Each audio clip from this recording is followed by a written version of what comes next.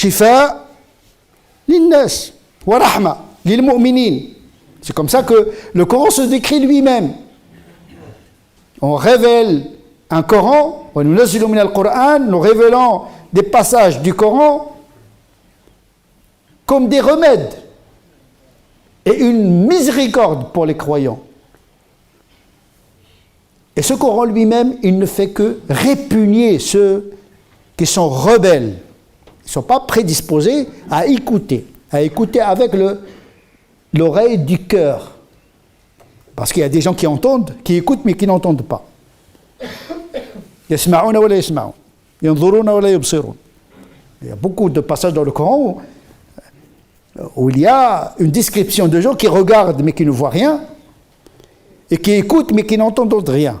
C'est-à-dire que le cœur est tombé en panne. Et quand le cœur est tombé en panne, tous les sens ne perçoivent plus rien. Donc il faut une prédisposition pour accueillir la révélation, pour l'interpréter, afin justement d'être éclairé, d'être guidé. Parce que le Coran, il peut guider, il peut égarer.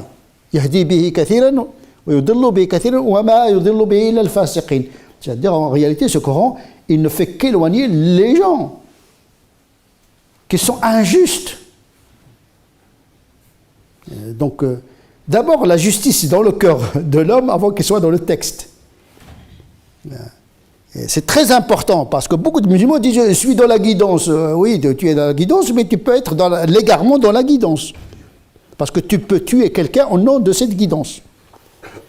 Tu peux utiliser une vérité pour tuer les gens. Le Coran, c'est une vérité, mais on peut utiliser le Coran pour prendre l'argent de celui-là, pour tricher, etc., comme le font un certain nombre d'interprètes du Coran qui utilisent les versets, les hadiths du prophète sallallahu alayhi wa sallam pour d'autres raisons qui n'ont rien à voir avec l'objectif même de la révélation, c'est-à-dire réconcilier l'individu avec sa fitra. Acquérir une sérénité, un équilibre intérieur. Toute interprétation qui dissocie, qui divise, qui aliène le croyant n'est pas une bonne interprétation, n'est pas une bonne pratique. Il faut qu'il revoie cette interprétation, il faut qu'il revoie cette pratique. Il faut qu'il revoie la dose et le rythme de cette pratique.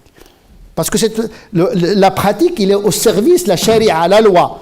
Il y a la loi naturelle, il y a la loi révélée, mais la loi révélée, il est au service du croyant.